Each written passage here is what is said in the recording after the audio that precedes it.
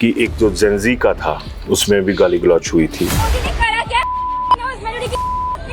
सुधीर शर्मा और जो अभी भाजपा में है उन्होंने भी शिमला में एक बयान ऐसा दे दिया। वैसे चंबा की तो चप्पल भी मशहूर है, वहाँ झंडी करवा लेते, उससे बाल कटवाने का भी खर्चा बच जाना था। और उनको सबक देने की एक कोशिश सत्ता के शिखर से हुई है, उसकी भी कोई प्रशंसा नहीं की जा सकती है। Very nice sir. सरकार सत्ता पक्ष की ओर से भी हम देखते हैं कि एक मुकाबला सा शुरू हो गया है। तब जनता के सदन में अगर ऐसी चीज़ें होंगी तो आपको क्या लगता है सर कि हम किस तरह का एक सोसाइटी को क्या मैसेज दे रहे हैं? जनता ने भी अपना विवेक, अपना संयम, अपनी परंपराएं खो दी, तो ये कोई नवाब तो है नहीं, इनको बनाया तो जनता ने ही है। बिल्कुल बिल्कुल सर। यही नहीं है कि राजनीति का स्तर नीचे हो रहा है, यहाँ मीडिया का स्तर नीचे हो रहा है। प्रदर्शन हुआ शिमला इसी सिलसिले में, वहाँ पर सुधीर शर्मा फ्रंट फुट पे नजर आया और जो तमाम बीजेपी पुरानी है तो वो सब बैक फुट पे थे सर। तो ये क्या मैसेज है सर? भाजपा और कांग्रेस नहीं टकरा रही है, वहाँ कहीं कहीं मुख्यमंत्री और सुधीर शर्मा टकरा रहे हैं। वो 30 शायद मुख्यमंत्री के आसन तक रहती है। अंतिम भाषा उस वोट की होती है जो अक्सर मौन दिखाई देती है। जब चुनाव के मुहाने तक पहुँचेंगे तो ये ढोल और बजेंगे। बांकीपुरा में प्रशांत किशोर जी जाते हैं और जो 30-35 साल से सीट भाजपा के पास थी वो भाजपा उसको लूज कर देती है। पहली बार के मतदाता बन रहे हैं, ये इनके ऊपर कोई ना दबाव है ना प्रभाव है। 2027 अब सिर पे आ गया जी।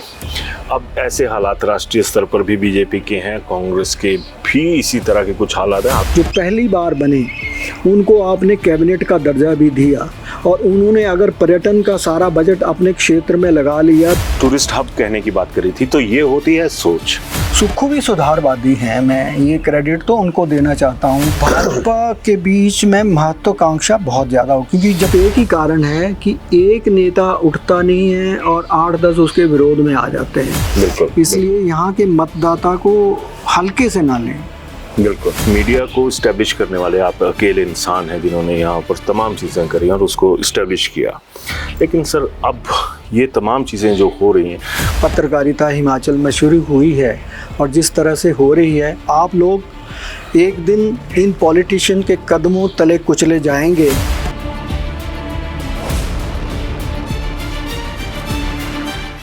अभिवादन स्वीकार करें, मैं उदय पठानिया। भाषाई जो शैली होती है उसको लेकर आजकल कहें कि एक बवाल जो है वो आसमान को चीरता हुआ नज़र आ रहा है और इन्हीं तमाम चीज़ों के बीच ज़रूरी हो जाता है कि कुछ ऐसी बातें ऐसे लोगों से हों जो कि भाषाई शैली के मुकाबले में सर्वोच्च दर्जा रखते हो। और आज इसी सिलसिले में मैं टाइम नहीं लूँगा, मेरे साथ हैं दिव्य हिमाचल के editor in chief Anil Soni ji. Sir आपका बहुत बहुत स्वागत है जी। तो सर मैं जिस तरह से अभी बात कर रहा था, सीधा मुद्दे की बात पे आऊँगा कि अगर मैं शुरुआती दौर से चलूँ दिव्य हिमाचल और अगर ख़ास करके हिमाचल की बात करें तो मीडिया को इस्टेब्लिश करने वाले आप अकेले इंसान हैं जिन्होंने यहाँ पर तमाम चीज़ें करी और उसको इस्टेब्लिश किया। लेकिन सर अब ये तमाम चीज़ें जो हो रही हैं उस दौर की भाषाई शैली, क्योंकि जिस मुद्दे का मैं जिक्र कर रहा हूँ उसमें दो चीज़ें आएंगी कि एक जो जेनजी का था उसमें भी गाली गलौच हुई थी। पिछले कल कांग्रेस के पूर्व नेता रह चुके सुधीर शर्मा और जो अभी भाजपा में है उन्होंने भी शिमला में एक बयान ऐसा दे दिया कि जिसके ऊपर बवाल उठ खड़ा हुआ है। सर किस तरह से देखते हैं आप इन तमाम चीज़ों को? ये दो अलग अलग चीज़ें हैं। एक तो सार्वजनिक जीवन से जुड़े हुए लोगों की भाषा है और दूसरा सार्वजनिक स्तर पर हमारी भाषा का क्या स्तर रह गया है। इन दो बिंदुओं पर ये बहस शायद आगे बढ़ सकती है और पूरे देश में ये एक बहस चल पड़ी है कि लोगों की ज़ुबान पे अमर्यादित शब्द जो हैं वो कहाँ से आ गए, या लोग गाली गलौच तक पहुँच गए, या एक दूसरे की जो एक भाषाई सम्मान था, जी जी, भाषाई दर्जे से हम मूल्यांकन करते थे किसी भी व्यक्तित्व का, वो दुर्भाग्यवश अब गिरता जा रहा है। जहाँ तक सवाल दिल्ली में जेनजी पीढ़ी का है, वो एक अलग सवाल है, क्योंकि वो जेनजी हैं जिनकी उम्र 18 से 29 साल तक होगी। लेकिन यहाँ सवाल आपने जो पेश किया है कि सुधीर शर्मा के बयान के ऊपर, वो एक अलग पीढ़ी है और वो पीढ़ी नहीं है, वो सारे लोकतंत्र की रक्षा करने के जिम्मेदार लोग हैं, जो कि इस राष्ट्र को आगे ले जाने के जिम्मेदार लोग हैं, जिनके सहारे ये देश भावी पीढ़ियों का नेतृत्व करेगा, वो बात अलग है। लेकिन इस परिप्रेक्ष्य में देखें कि हम ये भी नहीं कह सकते हैं कि किसी की ज़ुबान फिसल रही है, पर राजनीतिक जो संस्कृति है वो आज ऐसे मोड़ पे आ गई है कि जहाँ एक दूसरे की बात की ना तो रिस्पेक्ट है, ना उसका सम्मान है, ना उसका प्रभाव देखा जा रहा है, और ना ही मर्यादित ढंग से इस देश का लोकतंत्र चल रहा है। जो दिल्ली में हुआ वहाँ भी मर्यादित लोकतंत्र की परिभाषा हमें कहीं दिखाई नहीं देती। आज अगर जंजी वहाँ आए तो वो क्यों आए? वो ऐसी पीढ़ी है जो एक अलग तरह की टेक्नोलॉजी में पैदा हो रही है, बिल्कुल सर, जिनके सरोकार तो हम नहीं मूल्यांकन कर सकते, लेकिन जिनकी जो प्रतिस्पर्धा है, जिनके जीवन की जो अभिलाषा है, जिनकी जो अभिभावकों ने जिस तरह से उनकी परवरिश कर रहे हैं, वो पीढ़ियों का अंतर है, वहाँ एक पीढ़ियों का अंतर है। और कोई भी बच्चा, जैसे हमारे घर में भी छोटा बच्चा होता है जो अभी भाषा का इस्तेमाल भी नहीं करता है, जो अभी बिल्कुल टॉडलर होता है, बिल्कुल आपने देखा होगा कि उसको भी आज एक जिद है। वो भी जब से मोबाइल को अपने हाथ में देखता है तो उसकी भाषा, उसके सोच और उसकी जो आगे बढ़ने की जो प्रतिस्पर्धा है वो बचपन से ही दिखाई दे रही है।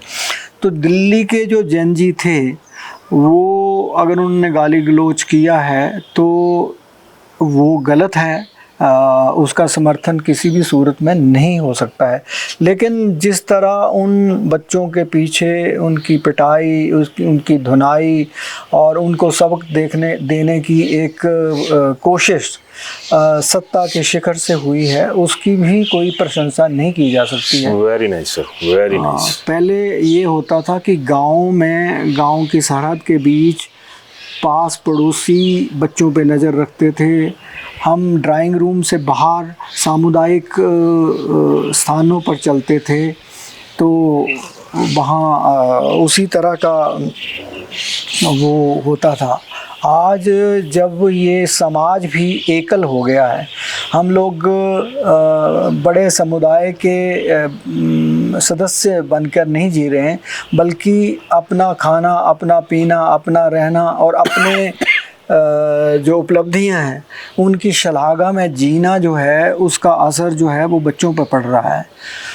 जहाँ तक इनका बयान आया है सुधीर जी का, वो उससे उनको बचना चाहिए था, क्योंकि एक 5 बार के विधायक, वो एक इतिहास होता है, उसके पीछे पूरा समाज है, और जिन्होंने इनको इस, ठीक है उनके साथ ज्यादतियाँ हो रही होंगी, सरकार सत्ता पक्ष की ओर से भी हम देखते हैं कि एक मुकाबला सा शुरू हो गया है, जो शायद सत्ता पक्ष को भी शोभा नहीं देता है और किसी विधायक को भी ये शोभा नहीं देता है कि वो प्रदेश के मुख्यमंत्री पर ऐसी टिप्पणी करे। बिल्कुल सहमत हूँ सर। अगर सदन के भीतर ऐसी बयानबाजी होती तो उसे कार्रवाई से हटा दिया जाता, लेकिन जब जो सदन से बड़ा तो जनता का सदन आ गया ना सर, जनता के सदन में अगर ऐसी चीज़ें होंगी तो आपको क्या लगता है सर कि हम किस तरह का एक सोसाइटी को क्या मैसेज दे रहे हैं सर? ये जो कल्चर है, ये जो पहले अन्य राज्यों की बात किया करते थे हम, बिहार की या कहीं यूपी की, ये तो हमारे घर में शुरू हो गया सर, देवभूमि वाली बात आ गई। दूसरी तरफ भी आऊँगा मैं, सत्ता पक्ष वाली तरफ भी आऊँगा, लेकिन पहले तो ये ज़रूरी है सर। नहीं, ये बयान जो है ये सही परिप्रेक्ष्य में नहीं लिया जा सकता है, और मतलब ये काफ़ी दिनों से हिमाचल की राजनीतिक चरित्र में गिरावट आ रही है जी। हिमाचल के राजनीतिक व्यवहार में गिरावट आ रही है, और यहाँ भी लोकतंत्र के सभी पक्षों में जो स्तंभ हैं उन सभी में गिरावट आ रही है। आप ये भी देखिए कि यहाँ सिर्फ यही नहीं है कि राजनीति का स्तर नीचे हो रहा है, यहाँ मीडिया का स्तर नीचे हो रहा है, और Very nice, यहाँ जो लोकतांत्रिक चरित्र जो है वो भी कम हो रहा है। आज ऐसा कई बार प्रदेश में लगता है कि सारे जो हमारी रिस्पॉन्सिबिलिटी है, सभी इंस्टीट्यूशन की रिस्पॉन्सिबिलिटी जो हमारी लोकतांत्रिक परंपराओं के लिए है, वो कहीं नीचे गिरती जा रही है। और इसमें पिछले कम से कम कुछ दशकों से हिमाचल की राजनीति और हिमाचल के राजनीतिक चरित्र में गिरावट आई है, वरना कभी हिमाचल की जो विधानसभा है उसकी बहस की चर्चा, उसके अंदर जो हास परिहास होते थे जी। उसकी चर्चा सारे देश में होती थी। और इसका एक और भी कारण अब आ रहा है, जिस तरह पॉलिटिक्स में भी यंग लोग आ रहे हैं सर। और सत्ता पक्ष भी जो पहली बार के विधायक हैं उनको इतनी प्राथमिकता देते हैं। तो जैसे बोलते हैं थे ना, कड़े हुए लोग आगे चलते थे। तो कड़े हुए लोग ना तो मीडिया में हैं, ना कड़े हुए लोग राजनीति में हैं, ना कड़े हुए लोग आज जो पूरी व्यवस्था में है कहीं दिखाई दे। आप वैसे भी देखिए, आज वो ऑफिसर्स भी कई बार ऐसा होता है को जो रिस्पॉन्सिबल ऑफिसर है या जो ऑफिसर जो पूरी एक यात्रा करके आया है, उसे कम अहम की पद दिए जाते हैं। कुछ ऐसे मतलब एक ऐसा लग रहा है कि हम एक प्रथा नई बनाने की शुरुआत कर रहे हैं। कल को अगर गांव के लोग भी अपने जनप्रतिनिधियों को इसी तरह गाली गलौज पे आ जाएं, क्योंकि गुस्सा जो होता है वो तो जनता में तो सबसे ऊपर है। जी। गुस्से के कारण भी जनता को सामने दिखाई देते हैं। अगर कल जनता ने उसी तरह से जवाब देना शुरू कर दिया तो ये हमारे जो प्रतिनिधि हैं, चाहे वो पंचायत का प्रधान है, चाहे वो नगर निगम का मेयर है, चाहे हमारा विधायक है, चाहे हमारा मंत्री है, चाहे हमारा मुख्यमंत्री है, चाहे हमारा प्रधानमंत्री है, जनता ने भी अपना विवेक, अपना संयम, अपनी परंपराएं खो दी, तो ये कोई नवाब तो है नहीं, इनको बनाया तो जनता ने ही है। बिल्कुल सर। हाँ, मेरे सीनियर ने तो मैं ज़रूर ताली बजा देता इस बात के ऊपर। मैंने पहले ही कहा था कि भाषाई शैली और उसमें खींचने की क्षमता उन शब्दों में कितनी है। सोनी साहब के शब्दों से लग गया होगा पता कि उन्होंने सभ्यता, एक जो भाषा होती है उसके सहारे, बाकी चीज़ों के सहारे एक उसमें सबको तोल के रख दिया है। सर, एक आपने बात करी कि नए विधायक जो है कम उम्र के है। अगर मैं इसी सिलसिले में बात करूं तो पिछले कल जो प्रदर्शन हुआ शिमला में इसी सिलसिले में, वहां पर सुधीर शर्मा फ्रंट फुट पे नजर आया। और जो तमाम बीजेपी पुरानी है, ये तो कांग्रेस के नए गए हैं, तो मैं तो इनको भाजपा का नया विधायक ही मान रहा हूँ, तो वो सब बैक फुट पे थे सर। तो ये क्या मैसेज है सर? क्योंकि एक लगातार मुख्यमंत्री का भी आरोप है। ये सवाल इसलिए कर रहा हूँ कि सर आपकी बड़ी बारीक नज़र रहती है इन तमाम चीज़ों के ऊपर। अब ऐसी बयानबाजी का बीजेपी को नुकसान हुआ या बीजेपी की कोई ऐसी चाल थी कि ये फ्रंट फुट पे आकर बोलें? हालांकि कुछ और विधायक भी हैं, पूर्व विधायक भी हैं, तो आपको क्या लगता है सर इसमें? देखो, एक विधायक जो है वो एक उसका भी अपना एक इतिहास होता है, उसके अपने संघर्ष हैं, उसकी अपनी पृष्ठभूमि है। तो जहाँ तक सुधीर शर्मा की पृष्ठभूमि है, वो एक लंबी पृष्ठभूमि है। उसकी अपनी एक प्रशासनिक ताकत भी है, उसकी अपनी एक व्यक्तित्व है। वो आमतौर पर सौम्य स्वभाव के लिए जाने जाते हैं। पहचान थी।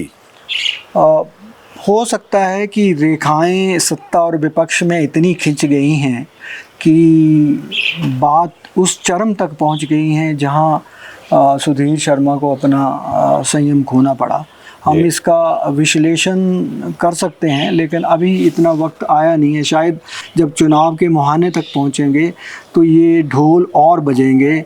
और इस बार का चुनाव मुझे लगता है, जैसे आपने कहा कि कल वो फ्रंट फुट पे क्यों थे, हो सकता है बीजेपी ने उनको फ्रंट फुट पे रखा, या उनको एक ऐसा लीडर मिल गया जिसको देखकर सत्ता पक्ष जो है, खास तौर पर मुख्यमंत्री जो है, वो सीधी आमने सामने की लड़ाई मानते हैं। सही है। तो ऐसा लग भी रहा है कि प्रदेश में अगर भाजपा और कांग्रेस टकरा रही है तो वहाँ भाजपा और कांग्रेस नहीं टकरा रही है, वहाँ कहीं कहीं मुख्यमंत्री और सुधीर शर्मा टकरा रहे हैं, जिसका खामियाजा दोनों पार्टियों को भुगतना पड़ सकता है, इसमें कोई संदेह की बात नहीं है। लेकिन फिर भी सर्वप्रथम और इसके राजनीतिक कारण भी हैं, क्योंकि आपने देखा कि जिस तरह से सुधीर शर्मा ने पाला बदला था, कुछ और विधायक भी कांग्रेस से, तो वो एक टीस कांग्रेस के पीछे छोड़ गए हैं। वो टीस शायद मुख्यमंत्री के आसन तक रहती है। और उसके बाद जब बाई इलेक्शन हुए थे उसमें इनकी जीत हो गई, वो भी एक टीस थी। उसके बाद नगर निगम में जिस तरह जीत हो गई वो भी एक, उसके अलावा फिर वो आगे पंचायती राज में भी टीस बढ़ती। तो टीस बढ़ रही है, मतलब टीस बढ़ाकर ना तो सत्ता को लाभ होगा ना विपक्ष को होगा, क्योंकि अंतिम जो शब्द है, आपने भाषा की मर्यादा, अंतिम शब्द जो है वो वोट का होता है। अंतिम भाषा उस वोट की होती है जो अक्सर मौन दिखाई देती है। बिल्कुल। आप देखना, जब हम मतदान केंद्र में जाते हैं तो ना वहाँ हल्ला गुल्ला होता है, वहाँ ना जनसभाएं होती हैं, वहाँ ना कोई मुख्यमंत्री होता है, ना कोई मंत्री होता है, ना कोई वहाँ हमारे से भी नीचे जनप्रतिनिधि होते हैं। तो इसलिए वहाँ जो मतदान केंद्र का मौन जब बोलता है तो उससे डरना चाहिए, उससे सबको खौफ ज़्यादा होना चाहिए। चलिए सर, लास्ट वाली तरफ आ रहा हूँ क्योंकि अभी आपकी मीटिंग्स हैं। मेरा ये है कि ये जो तमाम चीज़ें हो रही हैं, हाल ही में बांकीपुरा का चुनाव हुआ सर, क्योंकि आपने बाहरी राज्यों में भी बहुत ज़्यादा काम किया हुआ है सर। बांकीपुरा में प्रशांत किशोर जी जाते हैं और जो 30-35 साल से सीट भाजपा के पास थी वो भाजपा उसको लूज़ कर देती है। और यहाँ पर भी देखा जाए तो तमाम चीज़ें ऐसी हैं, जिस तरह से भाजपा के अंदरूनी हालात हैं जिनका जिक्र होता है। तो आपको क्या लगता है कि सर इसका कोई मैसेज गया होगा? क्योंकि राष्ट्रीय अध्यक्ष अगर जब JP नड्डा थे तो 250-300 वोटों से उन्होंने अपने घर की सीट निकाली थी। अब नवीन आए तो वहाँ पर तो सुपड़ा ही साफ हो गया लगभग 20,000 वोटों के साथ सर।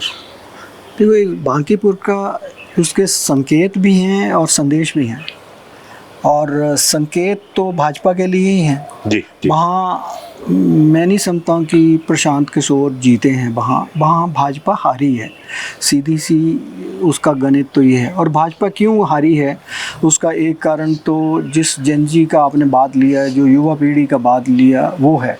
दूसरा, वहाँ जो सबसे बड़ा पक्ष हुआ, वहाँ आज तक मतदान इस तरह से होता है, हिंदू मुस्लिम कर दो उससे हो जाएगा, जातिवाद कर दो, वहाँ ना इस बार जातिवाद चला ना हिंदू मुस्लिम चला, वहाँ चला है तो वोट चला है। और जब वोट जब सीधा चलता है, वोट के लिए चलता है, लोकतंत्र के लिए चलता है, बदलाव के लिए चलता है, क्रांति के लिए चलता है और सत्य के लिए चलता है, आक्रोश के साथ चलता है, तो उसके असर ऐसे ही होते हैं।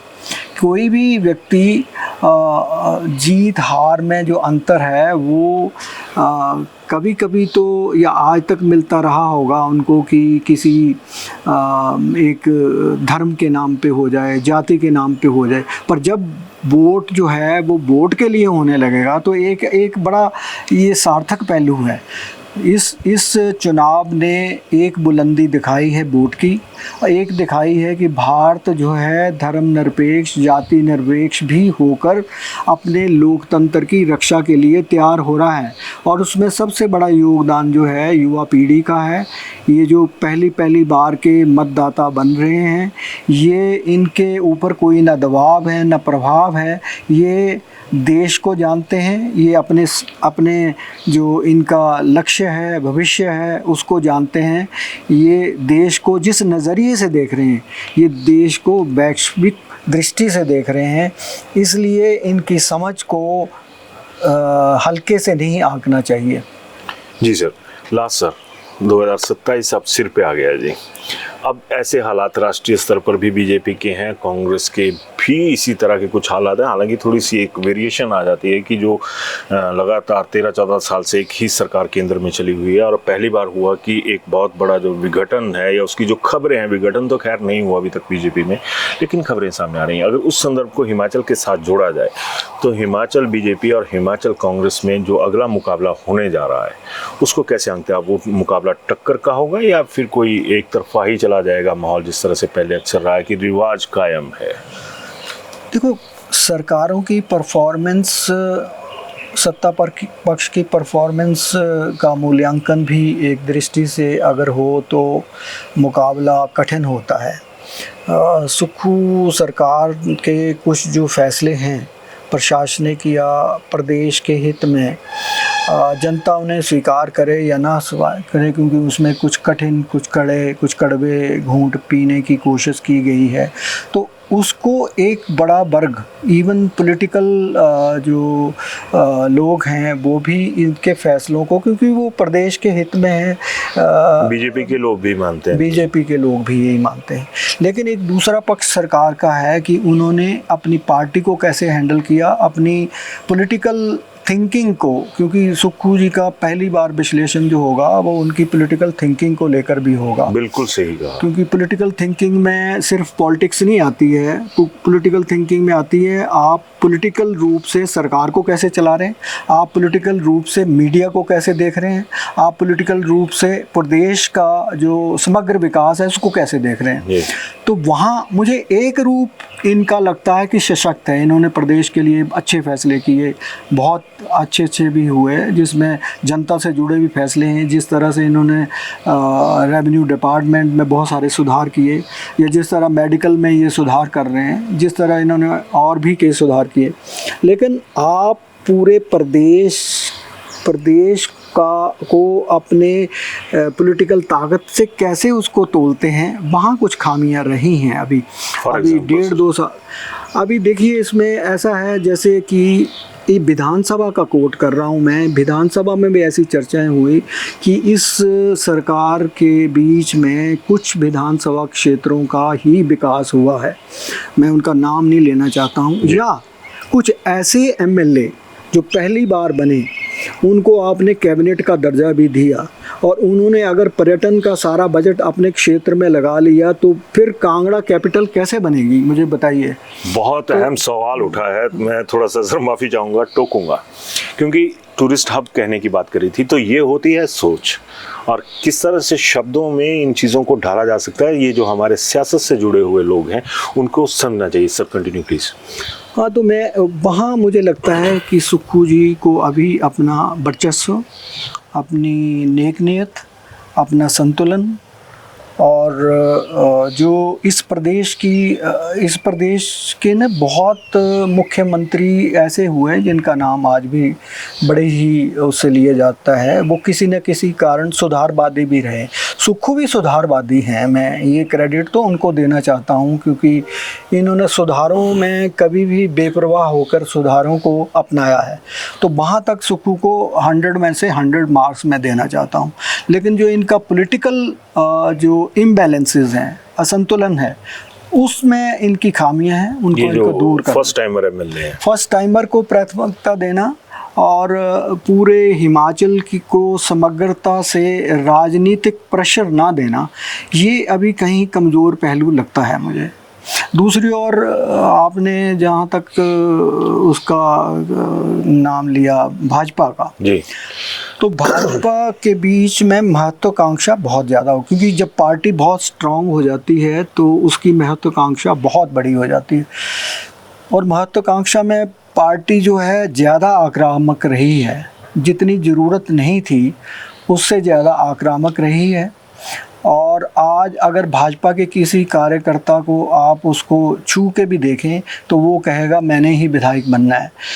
उदाहरण के लिए भाजपा के लिए, सबसे उदाहरण के लिए आप पालमपुर लोग विधानसभा क्षेत्र ही ले लीजिए, वहाँ ऐसा नहीं है कि भाजपा के समर्थक कम है, वहाँ ऐसा नहीं है कि भाजपा की जो बुनियाद है वो कहीं खोखली है, वहाँ सिर्फ एक ही कारण है कि एक नेता उठता नहीं है और 8-10 उसके विरोध में आ जाते हैं। तो अगर पालमपुर का ही फार्मूला सभी विधानसभाओं में रेप्लिकेट हो गया तो कांग्रेस को अपने चुनाव में सिर्फ भाजपा की ओर ही उम्मीद से टकटकी लगानी चाहिए। तो भाजपा का कसूर तो यही है। एक्सरसाइज बोलते हैं, ज़्यादा एक्सरसाइज करना भी कई बार शरीर के लिए घातक होता है। भाजपा ने ज़्यादा एक्सरसाइज कर ली है। इनको चाहिए कि घर आंगन में बैठ के अपने साझा चूल्हे में कुछ खा पकाएं और वहाँ पर चर्चा करें। अपने ये जो झुंड दिखाई दे रहे हैं वो इनके लिए एक नकारात्मक संकेत है। फिर भी हिमाचल की जो हिस्ट्री है, यहाँ का जो मतदाता है, यहाँ का जो मध्यम वर्ग है, वो बड़ा असंतुष्ट सा एक है, जागरूक भी है, लेकिन जागरूक के साथ हिमाचल का मतदाता बहुत ही स्वार्थी, बहुत ही अहम बहम का शिकार है। वो अक्सर बड़े बड़े लोगों को हराकर खुश होता है, तो उसकी चपेट में बड़े बड़े मुख्यमंत्री भी आए हैं और जो जीतने वाले लोग थे वो जीतते जीतते हार भी गए हैं। बिल्कुल, इसलिए यहाँ के मतदाता को हल्के से ना लें।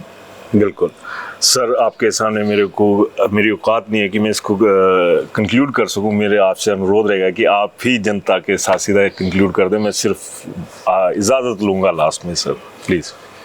हिमाचल की जनता तो वैसे पता नहीं मीडिया की बात सुनती भी होगी कि नहीं सुनती होगी। सबसे पहले तो मैं मीडिया को ही कहना चाहता हूँ कि जिस ढंग का पत्रकारिता हिमाचल में शुरू हुई है और जिस तरह से हो रही है, आप लोग एक दिन इन पॉलिटिशियन के कदमों तले कुचले जाएंगे और जिस दिन मीडिया कुचला जाएगा, यहाँ के समाज की भी स्वतंत्र भाषा नहीं होगी।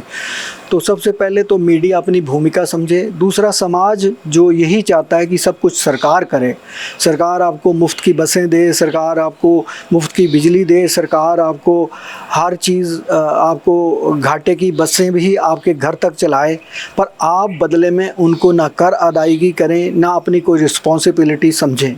इस प्रदेश की प्रति व्यक्ति आय देश के प्रथम 5 ब्लॉक में से एक है। तो ऐसे जो प्रदेश बाकी हैं वहाँ का मुआयना कर लें कि वहाँ सरकार के ख़जाने में लोग कितना पैसा डालते हैं।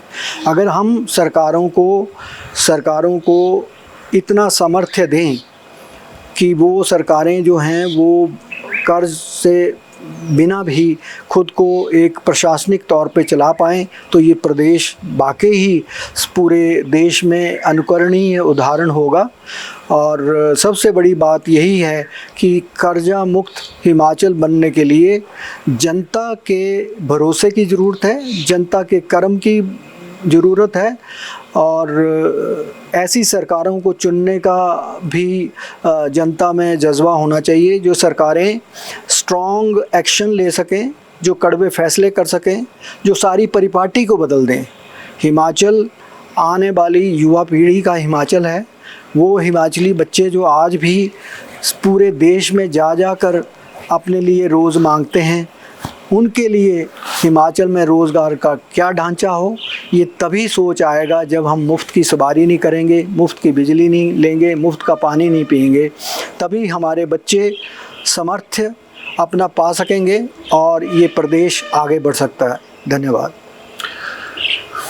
मैंने बहुत सीखा है इनसे, जब शुरुआती चरण में इनसे बहुत कुछ सीखा है, बहुत सारी चीज़ें हुई, इनके आगे हाथ खड़े हो जाते हैं, कुछ नहीं बोला जा सकता। यही वजह थी कि कंक्लूज़न इनसे लिया। अब राय बनाइएगा और आपको तमाम पहलू आपके सामने आ गए हैं, तो राय ज़रूर दीजिएगा। धन्यवाद। Welcome to Sumer Hotel, your gateway to the beauty of the Himalayas. Nestled in the serene hills of Sarahan, Sumer Hotel offers the perfect blend of comfort, elegance, and breathtaking mountain views. Wake up to spectacular sunrises, relax in spacious and beautifully designed rooms, and enjoy every moment surrounded by nature. Whether you're planning a family vacation, a romantic escape, or a peaceful retreat, Sumer Hotel provides an unforgettable experience. Indulge in delicious cuisine, warm hospitality, and world-class comfort. Discover the charm of Sarahan.